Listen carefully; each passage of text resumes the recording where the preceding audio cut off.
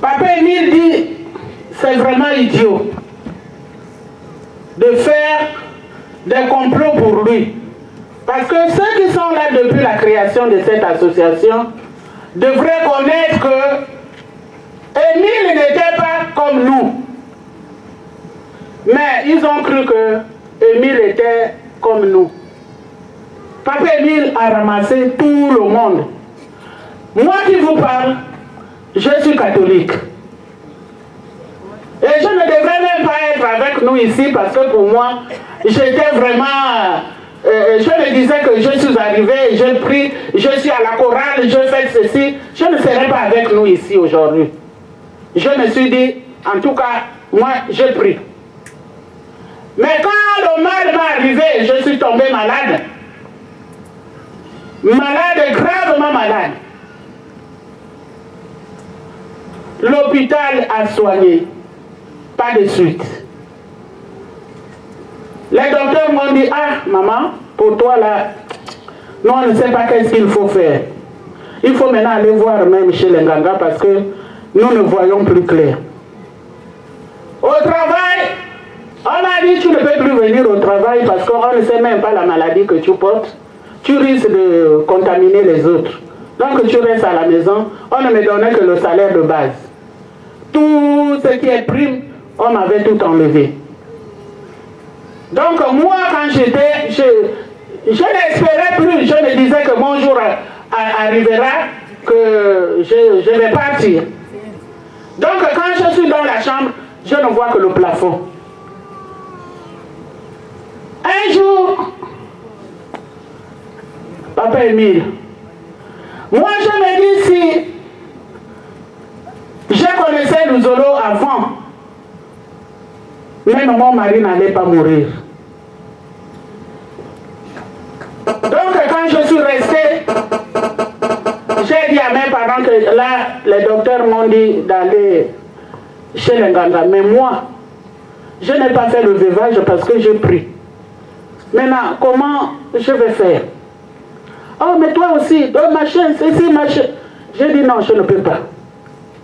Mais quand les docteurs m'ont dit d'aller chez les charlatans, Papa Émile est Dieu. Il nous dit ceci, que tu peux perdre les parents, les enfants, tout. Mais quand ta santé est touchée, ah mes amis, vous êtes obligés d'aller partout. Donc je me suis dit, ah, ils ont raison.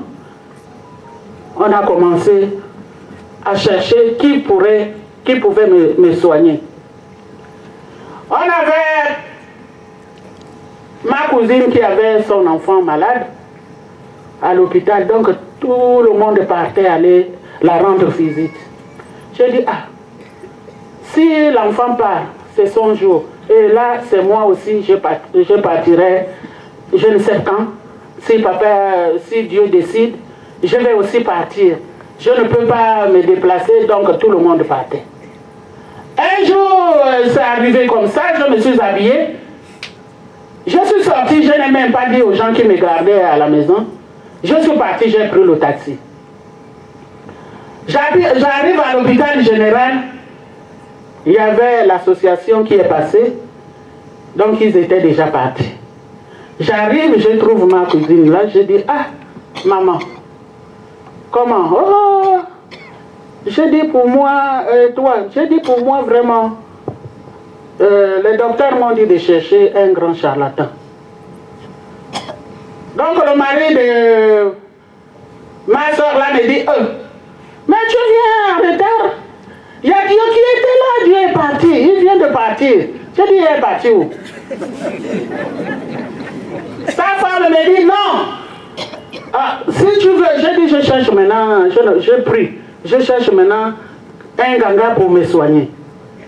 Sa femme me dit, oh, mais si c'est un ganga demain midi, je vais venir te chercher pour t'amener chez le grand charlatan. En tout cas, celui-là, quand tu arrives là-bas, ah, c'est bloqué zengue. Et la nuit là, même le fusque, la parole là, ça m'a vraiment, c'est comme si on m'a injecté. Je suis reparti. Et chose faite, à midi pile, elle aussi elle est arrivée. Je n'ai pas dit aux parents, allez, nous sommes partis. On arrive dans une grande maison clôturée et tout. Oh, la sœur! Je dis, mais toi, tu es comment? Quelle sœur encore?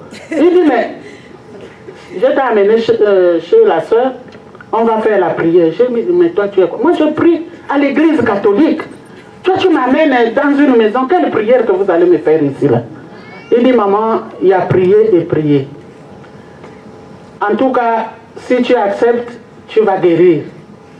Donc, comme la sœur était en train de préparer,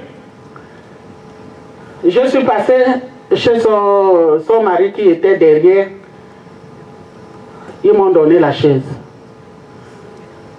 Donc, la sœur, on commençait à parler. Le frère dit, ah, maintenant, comme tu es arrivé, bon, on attend la sœur, qu'est-ce qu'elle va te dire? Quand maman, la sœur arrive, elle me dit, ah, comme tu es arrivé, tu connais déjà la maison. Demain tu viens, on commence le travail. J'ai dit, quel est demain encore? Faites ce que vous voulez faire aujourd'hui, maman. Il dit, non, c'est pas comme ça, maman. Pas seulement, demain vous revenez. J'ai dit, pardon, je ne peux pas partir. Faites quelque chose. Son mari a dit, ah, mais elle-même, elle insiste, pourquoi tu veux que ça soit demain? Il dit, mais, je dis, maman, pardon, faites ce que vous voulez faire. Donc, elle a laissé ce qu'elle voulait faire là-bas, elle est venue. Nous sommes rentrés dans son sanctuaire, on a commencé la prière. Et à la sortie de cette prière, elle m'a donné le faut-il nous rappeler que, tome 1. Je suis allé lire ce bouquin toute la nuit, j'ai fini. Donc je ne pouvais pas dormir parce que sinon la même maladie peut revenir au moment où je dors. On vient me toquer à 7 heures. Coco, ça va? Oui. Tu as bien dormi? J'ai dit oui. Et la maladie en question, c'était quoi? Donc le matin, avant d'aller au travail, je voulais aller me laver à la douche. Et quand j'ai mis le pied dans la baignoire, je sens comme si c'était l'hémorragie. J'ai dit, ah, moi je ne souffre pas de l'hémorragie. J'ai pris le papier hygiénique, j'ai mis sur le nez, dans les narines, c'est passé de l'autre côté. J'ai dit, ah, c'est comment? Donc, comme j'étais nue, je ne pouvais pas crier, sinon les enfants vont sortir. Donc, moi, je me suis battue pour aller prendre le pagne que j'avais laissé à côté. J'ai amarré le pagne et j'ai appelé ma première fille. J'ai dit, maman, amène le seau. Là, la douche était vraiment gaspillée et même la baignoire était vraiment imbibée de sang. Ah, j'ai dit à ma fille qu'il y a le voisin qui est là à côté, dis-lui que maman est malade, qu'il vienne me chercher. Elle est partie. En tout cas, elle a duré. Elle cognait doucement, le frère aussi et sa femme, ils n'ont pas écouté. Moi, j'ai pris le seau. J'ai couru vers eux. Quand le frère ouvre la porte comme ça, là, il dit, ah maman, c'est quoi? Qu'est-ce qui se passe? Je dis, je ne sais pas. Il m'a mis dans la voiture. On est allé à l'hôpital. C'était 6 heures et quelques. Même les papiers et tout, c'est le frère qui a fait. Payer, il a payé. Parce que quand je suis sorti, je n'avais rien dans mes mains. Donc il a fait tout, mais malgré ça, rien à faire.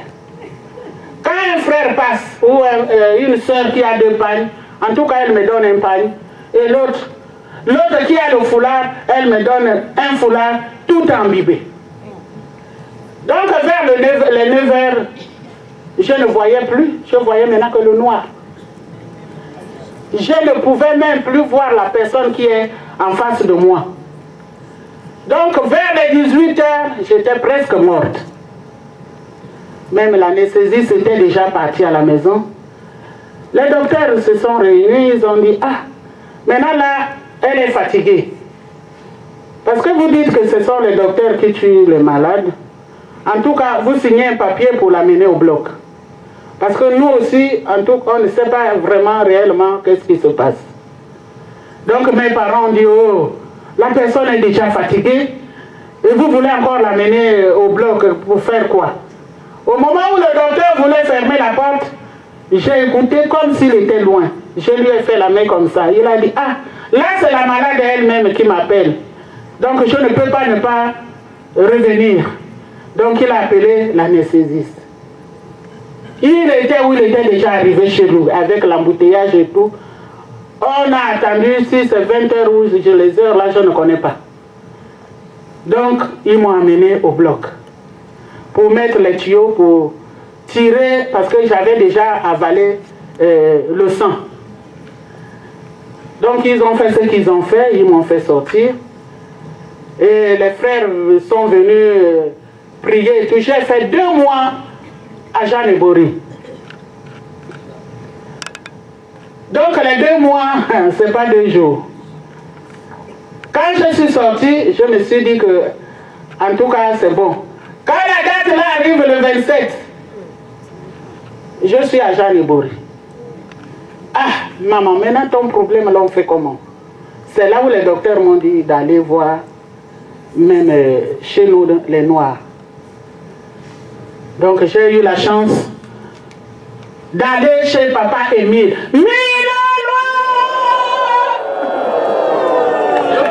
Des affaires. Donc quand je suis arrivé, mes bien-aimés, on m'a fait la prière. Parce que je ne pouvais pas prendre la pyramicine. La bière plutôt. Après la séance, on me dit, maman, il faut... On m'a donné une bière.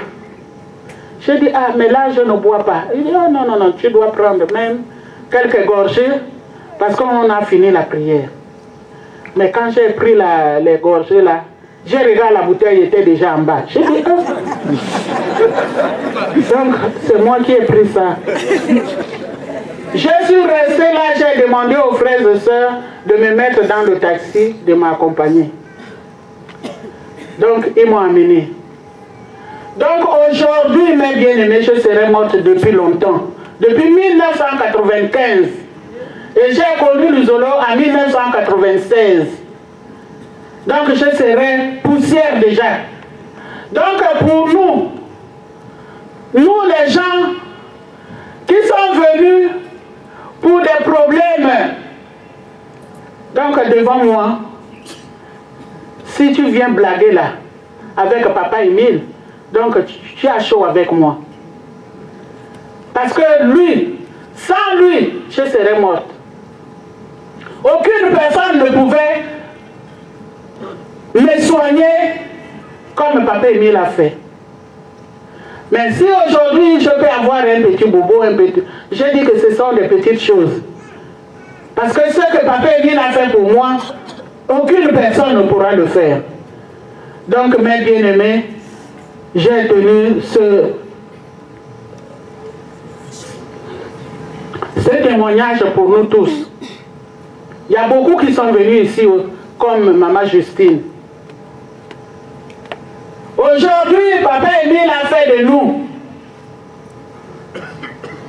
ses enfants. C'est pour défendre Tara Émile. C'est que quand nous arrivons quelque part, pour défendre nos frères et sœurs, aucune personne ne peut passer par toi pour atteindre ton frère. Tu n'es pas un Luzolufi. Parce que nous sommes là pour aider l'humanité souffrante. Papa Émile m'a guéri. Mais qu'est-ce que je fais pour lui? Je dois aussi aller vers ceux-là qui souffrent. Il m'a guéri sans même un sou. Mais j'ai fait 2 mois à Jeanne-et-Bory, c'est plus de 2 millions. Mais est-ce que j'ai donné quoi à Tara Émile, pauvre moi? Donc, mes bien-aimés, nous devrons mettre les principes que papa Émile a mis à notre disposition. Et nous prenons beaucoup ce qui n'est pas bien et nous laissons ce que papa Émile ne veut pas que ses enfants fassent.